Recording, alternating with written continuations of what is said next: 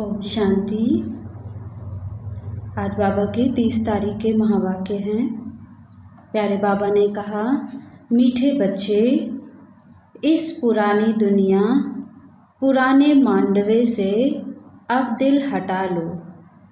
तुम्हें बाप के पास वापस जाना है, इसलिए घर को याद करो। आज का प्रश्न है, अपनी अवस्था अच्छी बनाने के लिए किस बात का बहुत बहुत ध्यान रखना चाहिए? उत्तर है, बाबा ने बताया, भोजन का। सेंसिबल बच्चे अपने हाथ से योग में रहकर भोजन बनाएंगे और खाएंगे। अगर कोई बाबा को याद कर प्रेम से बैठ भोजन बनाए और खाए तो अवस्था बहुत अच्छी हो सकती है। बाबा की याद में भोजन बनाएंगे तो बाबा भी वासना लेंगे। सर्विसेबल बच्चों को बहुत फुर्त बनना चाहिए। हर प्रकार की सेवा अपने हाथ से करनी है। बाबा ने कहा भोजन अपने हाथ से बनाएंगे और खाएंगे तो हमको वैसे ही वाइब्रेशन मिलेंगे और शक्ति भी मिलेगी। गीत बजा, मुझको सहारा देने वाले ये दिल कहे तेरा शुक्रिया। ओम शांति। बच्चों प्रति बाप बैठ समझाते हैं। बच्चे जानते हैं हम आत्माएं परमपिता परमात्मा बाप से सुन रही हैं। आगे सत्संगों में तुम ऐसे नहीं समझते थे कि हम आत्माएं परमपिता परमात्मा से सुन रही हैं। यहाँ बच्चे बाप के और बाप के बच्चों के सम्मुख हैं। बाप निराकार है और आत्मा भी निराकार है। बाबा कहते बाबा बच्चों के सामने बैठे हैं और बच्चे बाप के सामने। बाबा कहते कितने ढेर के ढेर बच्चे हैं, यह बाप बिगर और कोई कह नहीं सकता। जो बाप के सम्मुख ब्राह्मण ब्राह्मणियां हैं उनको ही बाप बैठकर समझाते हैं। तुम जानते हो इस समय सब पाप आत्माएं हैं। यह कोई पुण्य आत्माओं की दुनिया नहीं है। पाप आत्माएं हैं। बाबा ने कहा यह पाप की अभी दुनिया है तो इसलिए सभी पाप आत्माएं हैं। पुण्य आत्माओं की दुनिया सतयुग को कहा जाता है, जो कि अभी नहीं है। लेकिन हम बच्चे पढ़ाई से क्या कर रहे हैं? सतयुग स्थापन कर रहे हैं और पुण्य आत्मा बनने का पुरुषार्थ कर रहे। तो बाबा ने कहा पुण्य आत्माओं की दुनिया सतयुग को कहा जाता है। अभी तुम बच्चों को बेहद का बाप राजयोग सिखला रहे हैं। अब बाप कहते हैं इस पुरानी दुनिया से, इस पुरानी दुनिया में देह सहित जो कुछ है उनको भूलना है, उनसे वैराग्य आना चाहिए। यह है बेहद का वैराग्य। तुमको कोई जंगल में नहीं जाना है, रहना गृहस्थ व्यवहार में ही है, परंतु इस पुरानी दुनिया से दिल नहीं लगानी है। यह कलयुग का मांडवा है। इस मांडवे में जब सतयुग था तो देवी देवताओं का राज्य था, उन्हों का पार्ट बचता था। अब यह मांडवा पुराना हो गया है तो यहाँ पे बाबा ने कहा देवी देवता नहीं है। पुण्य आत्माओं की दुनिया सतयुग को कहा जाता है। अभी तुम इन आँखों से जो कुछ देखते हो वह पुरानी चीज ही है। यह 84 जन्म पूरे करने हैं तो इस पुरानी दुनिया से दिल नहीं लगानी। बाबा ने कहा हमारे बहुत सारे जन्म हैं, 84 जन्म है, उनमें से एक लास्ट जन्म बचा है। बाबा ने कहा उसमें भी अभी इस पुरानी दुनिया से दिल नहीं लगानी, क्योंकि बाकी जन्मों में तो हमने क्या किया है, इसी जीवन को जीते आए हैं, इसी से दिल लगाते आए। तो बाबा कहते दिल लगानी है नई दुनिया से। अब तो यह पुराना शरीर छोड़कर हमको वापस जाना है। खुशी रहनी चाहिए ना। बाबा हमको फिर से वापस ले जाने के लिए आए हैं कि अभी हम जाने का रास्ता नहीं पता था, घर अपने की कैसे जाना है। तो बाबा कहते कि अभी खुशी होनी चाहिए कि बाबा हमें ले जाने के लिए वापस आए हैं। फिर से हमको स्वर्ग में जाकर पार्ट बजाना है। गोया गृहस्थ व्यवहार में रहते ममत्व मिटा देना चाहिए। पुरानी दुनिया को कब्रिस्तान बनना ही है। नाटक के एक्टर्स पार्ट पूरा करते हैं तो फिर घर याद पड़ता है। तुम भी जानते हो कि हम ब्राह्मणों ने 84 जन्मों का पार्ट बजाया। 84 का चक्र ही कहा जाता है। वर्णों को याद करना पड़ता है। शिव बाबा बैठ फूलों को देखते हैं, इनकी आत्मा भी देखते और फिर बाबा को भी याद करती। बाबा ने हमको यह ज्ञान सुनाया। वही बाप, टीचर और सद्गुरु है। कोई शास्त्र तो हाथ में नहीं है। बच्चियां भी कहेंगी शिव बाबा ने सृष्टि चक्र की नॉलेज दी है, वह आपको सुनाते हैं तो सद्गुरु ही याद पड़ेगा ना। आत्माओं के रूप में बाबा भी याद आता है। बाबा ने कहा आत्माओं के रूप से बाबा भी याद आता है। सारे वर्ल्ड की हिस्ट्री ज्योग्राफी भी याद पड़ती है कि जैसे हम आत्माएं हैं वैसे हम आत्माओं का पिता शिव बाबा। तो बाबा ने कहा जब किसी को देखते हैं तो उसके मस्तक पे आत्मा देखना है, तो जब उसको आत्मा रूप में देखेंगे तो शिव बाबा भी हमें याद आ जाएगा। बाबा कहते या भी जानते हो वहाँ हम आत्माएं नंगी रहती हैं, अर्थात बिना किसी कर्मेंद्रिय के, बिना किसी शरीर के। बाबा कहते सिर्फ और सिर्फ आत्माएं रहती हैं परम धाम में। बाप तो सदैव अशरीरी है। अभी हमको इस शरीर द्वारा कल्प पहले मुआफिक शिक्षा दे रहे हैं। बरोबर हम आत्मा हैं। पुण्य आत्मा, पाप आत्मा कहा जाता है ना। पाप व पुण्य आत्मा परमात्मा नहीं कहा जाता। बाबा ने कहा आत्माओं के लिए पाप आत्मा, पुण्य आत्मा कहते, लेकिन परमात्मा के लिए पाप व पुण्य नहीं कहा जाता। सन्यासियों को भी महान आत्मा कहेंगे।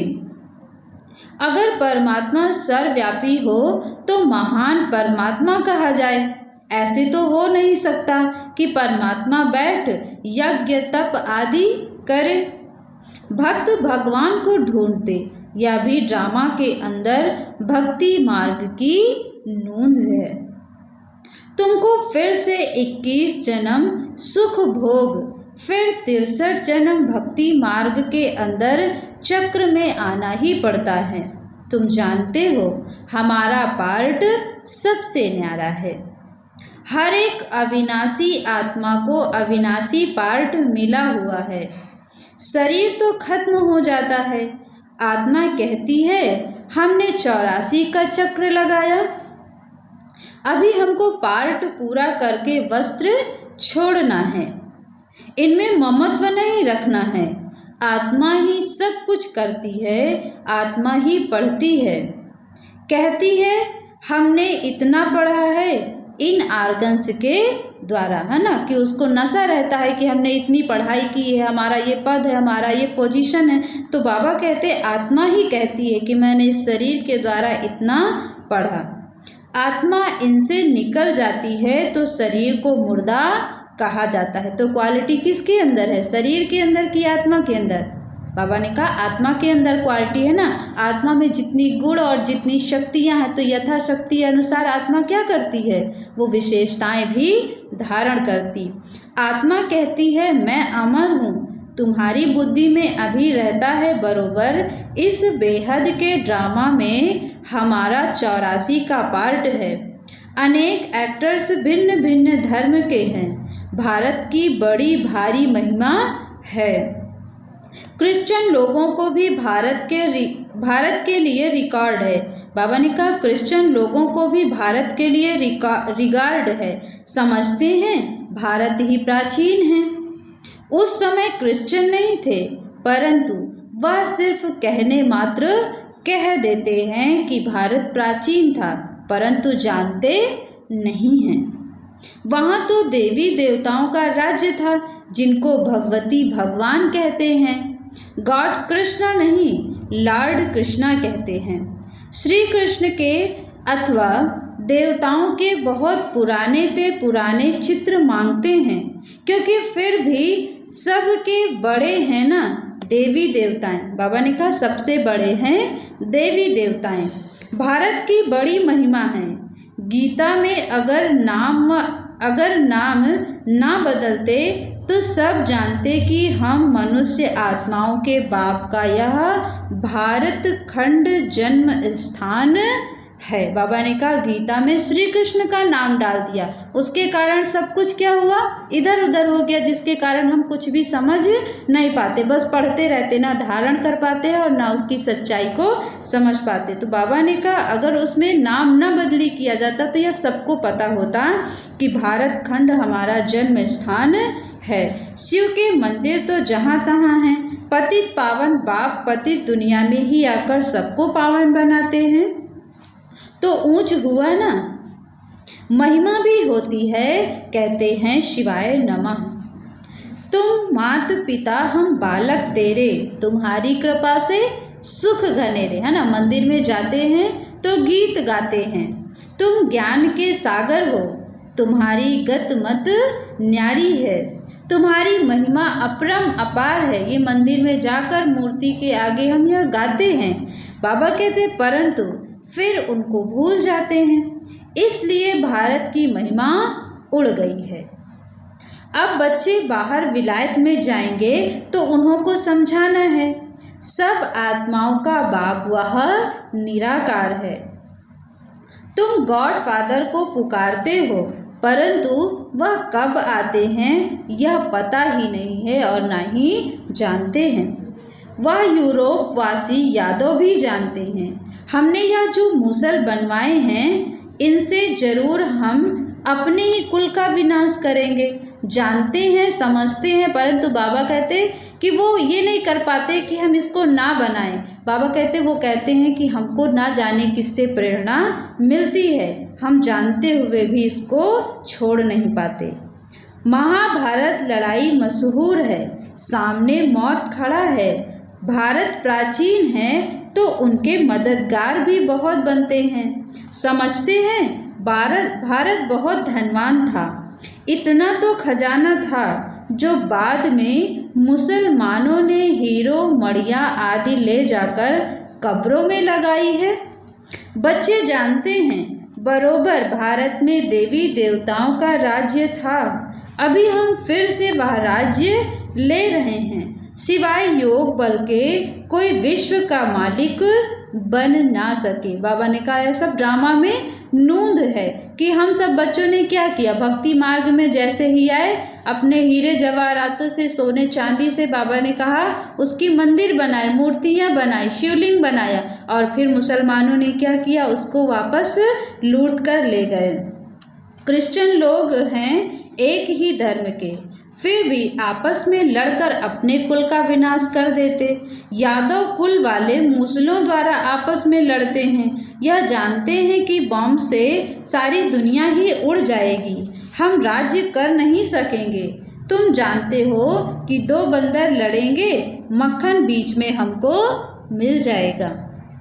तुम पुरुषार्थ कर रहे हो, अब तुम बच्चों को इस पुरानी दुनिया से वैराग्य आना चाहिए, क्योंकि जानते हैं यह सब खत्म होने वाले हैं। याद एक बाप को करना है, कब्रिस्तान को क्या याद करना, कब्रिस्तान खत्म हो फिर परिस्तान बनना है। नहीं तो सतयुग में इसी ही भारत में हीरे जवाहरात की खानियाँ थी, अब तो सब खत्म हो गई हैं। बच्चों ने साक्षात्कार किया है कैसे विमानों में सोना आदि ले आते हैं, वह सृष्टि ही नई बन जाती है। वहाँ कितने अच्छे अच्छे फल फूल होते हैं, हर चीज़ वहाँ अच्छी होती है, गंध करने व दुख देने वाली कोई चीज़ होती ही नहीं, इसलिए उनको स्वर्ग कहा जाता है। तो अब एक ही साजन सब सजनियों को ले जाने आए हैं, हर सजनी का अलग अलग साजन नहीं, बाबा ने कहा एक साजन, वो परमात्मा शिव बाबा ने कहा सब सजनियों को ले जाने के लिए आए हैं। शरीर तो सबके यहाँ खलास हो जाएंगे, यह होलिका आदि सब यहाँ के ही उत्सव हैं, परंतु उनके महत्व का यथार्थ किसको पता ही नहीं है। रक्षाबंधन का भी उत्सव है, रावण को जलाने का भी उत्सव है। बाबा ने समझाया है सारी सृष्टि इस समय रावण का घर है, सब शोक वाटिका में हैं, कितने दुखी है, तो सबसे ममत्व मिटा देना चाहिए। बाबा ने कहा कि इस समय सारी सृष्टि रावण का घर है, तो किसी के घर में अगर हम रहेंगे तो रह सकेंगे? बाबा ने कहा नहीं, अभी हमें वापस अपने घर जाना है, रावण के घर को छोड़कर। बाबा कहते अपने घर को याद करना है। सतयुग में जब शरीर बूढ़ा होगा तब समझेंगे अब यह पुराना शरीर छोड़ हमें नया लेना है। अभी तुम समझते हो हमको वापस जाना है, इसलिए देह अभिमान छोड़ना है। दुनिया इन बातों को नहीं जानती है, कह देते हैं आत्मा सो परमात्मा, परमात्मा सो आत्मा। बाप समझाते हैं यह झूठ है। अगर भक्त ही भगवान है तो फिर भगवान को क्यों याद करते हो? पतित पावन तो एक निराकार बाप गाया हुआ है। कहते हैं मुझे पतित दुनिया में ही आना पड़ता है, मैं पावन दुनिया में आकर क्या करूँगा? फिर इनको और तुम सब बच्चों को पावन बनाता हूँ। इनको अर्थात शिव बाबा कहते हैं मैं पहले आकर ब्रह्मा तन में प्रवेश करता, अर्थात इनको पावन बनाता हूँ, फिर सब बच्चों को। फिर यहाँ सतो रजो तमो में पास कर अंत में पतित बन पड़ी है। यह है सबका अंतिम जन्म। लक्ष्मी नारायण भी अब अंतिम जन्म में हैं। पतित पावन एक ही बाप है। इस सृष्टि चक्र को समझना बहुत सहज है। माताएं भी इस गोले पर अच्छी रीति समझा सकती हैं। इसमें सिर्फ बुद्धि की समझ चाहिए। चित्र पर समझाना तो बहुत ही सहज है। बाप बिगर यह नॉलेज कोई समझा नहीं सकता, और कोई पास यह चित्र है ही नहीं। इन चित्रों का बहुत बहुत मान होगा। बाबा कहते जो पढ़े लिखे हैं उनको यह झाड़ त्रिमूर्ति का चित्र भेजो, विलायत में भी भेज दो। इनसे फर्स्ट क्लास सेवा हो सकती है कि चित्र को देखेंगे तो अच्छे से समझेंगे भी, रूबरू जाकर समझा सकते हो। यह भी नॉलेज है ना। कॉलेजों में यह होनी चाहिए तो उन्हों को बेहद के हिस्ट्री ज्योग्राफी की नॉलेज मिले। जो ब्राह्मण कुल के होंगे उन्हों को तीर लग जाएगा। भिन्न भिन्न प्रकार के डायरेक्शन बाबा देते रहते। बच्चों को कभी जोश आता है, फिर ठंडे सोडा वाटर हो जाते। बड़ी बड़ी यूनिवर्सिटीज़ में यह चित्र दो, चित्र जाएंगे तब तो किसको तीर लगेगा ना। बाबा ने कहा जो देवी देवता धर्म के होंगे उन्हों को थोड़े से ही ज्ञान में तीर लग जाएगा और वो बाबा के बन जाएंगे। बाबा कहते विलायत के बड़े बड़े आदमियों को फ्री दो। बेहद का बाप कहते हैं तुम फ्री दे सकते हो, परंतु ऐसे नहीं ट्राम व बस में जो मिले उनको देते रहो। बाबा ने कहा थोड़ा पहले बताओ, समझाओ, जब उनको इंटरेस्ट आए तब दो। बाबा ने कहा ऐसे नहीं, लायक भी देखना है। इनमें बड़ी अच्छी नॉलेज है, बड़े बड़े दुकानों पर भी दे सकते हो। मेहनत करनी चाहिए ना। सर्विसेबल बच्चे सर्विस कर सकते हैं, हर एक की अपनी अपनी सर्विस है। माताओं को भी घर में सर्विस करनी है। चित्र उठाकर फिर प्यार से बैठ समझाओ। छोटे छोटे बच्चों को चित्र पर बताया जाता है ना। कोई 4 मास का बच्चा है, कोई 6 मास का, कोई 2 मास का। अभी तुम्हारी बुद्धि में यह है कि 84 जन्म कैसे लेते हैं। बाबा ने कहा बच्चों को भी समझा सकते हैं, चाहे वो 6 मास का है चाहे वो 2 मास का है। अब ब्राह्मण बने हैं, बाबा ने कहा लौकिक में नहीं अलौकिक जीवन में ना, कि बाबा ने कहा अभी थोड़ा सा ज्ञान सुना है तो उनको समझ तो होती नहीं, तो बाबा ने कहा फिर उन्हों को समझाना। अब ब्राह्मण बने हैं, फिर देवता बनेंगे, फिर क्षत्रिय। ऐसे ऐसे अपने से बातें करनी चाहिए। तुम पारलौकिक बाप से बातें करने वाले हो। यह है विचार सागर मंथन करना। जितनी सर्विस करेंगे उतना इजाफा मिलेगा। तुम गॉडली सर्विस पर हो। बाबा कहते भल गृहस्थ व्यवहार की संभाल करो, 8 घंटा इस सर्विस में भी लगाओ, तुमको बेहद का खजाना मिलता है। सारा दिन बुद्धि में यह सुदर्शन चक्र फिरना चाहिए, 84 का चक्र याद करना चाहिए। या भूल क्यों जाते हो? बाबा पूछ रहे हैं कि यह भूल क्यों जाते हो? जितना सिमरन करेंगे उतना बाप के गले का हार बन जाएंगे, फिर विष्णु के गले का हार बनेंगे। घड़ी घड़ी बच्चों को समझाया जाता है। यहाँ धारणा अच्छी होगी क्योंकि यहाँ कोई मित्र संबंधी आदि तो है नहीं। सर्विसेबल वह जो सारा दिन सर्विस में लगा रहे, चाहे स्थूल से चाहे मनसा से, बाबा ने कहा चाहे कर्मणा से। बाबा की मुरली सुने, रिपीट करें, फिर नोट करें। टीचर समझते हैं हमारे स्कूल से बहुत पास होकर निकले तो गवर्नमेंट इजाफा दे। बाबा कहते तुम ब्राह्मणों को भी ऐसा रहना चाहिए। हम झुंड का झुंड अच्छा तैयार कर बाबा के पास ले जाएं, इसको कहेंगे सर्विसेबल। बाबा ने कहा फिर शिव बाबा की गवर्नमेंट भी क्या करेगी? हमको इजाफा देगी। अगर कोई मेहनत नहीं करते तो रिपोर्ट आती है, आराम तो बिल्कुल ही हराम है। बाबा कहते टीचर ऐसा फुर्त होना चाहिए जो 10 सेंटर संभाले, इधर उधर भागता रहे। 5-6 घंटा नींद काफ़ी है, बाकी तो मेहनत करनी चाहिए। अच्छे सेंसिबल बच्चे कोशिश कर भोजन भी अपने हाथ से बनाएंगे। बाबा को याद कर प्रेम से बैठ भोजन बनाएं और खाएं तो अवस्था बहुत अच्छी रहेगी। बाबा ने कहा सबसे बड़ी मेहनत है और मेहनत करने की ज़रूरत ही नहीं। बाबा कहते भोजन अपने हाथ से बनाएंगे खाएंगे तो अवस्था बहुत अच्छी रहेगी। बाबा भी चाहते हैं अपने हाथ से बनावे, बाबा को याद कर बनाएंगे तो बाबा को भी वासना मिलेगी, बाबा भी खुश होंगे और उस भोजन को स्वीकार करेंगे। जब बाबा स्वीकार करेंगे तो उस भोजन में शक्ति भी भरेंगे।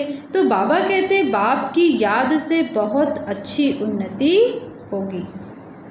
स्वदर्शन चक्र फिराते रहो। बाबा ने लास्ट में कहा कि स्वदर्शन चक्र फिराते रहो, अपने हाथ से भोजन बनाओ और खाओ तो अवस्था भी अच्छी रहेगी।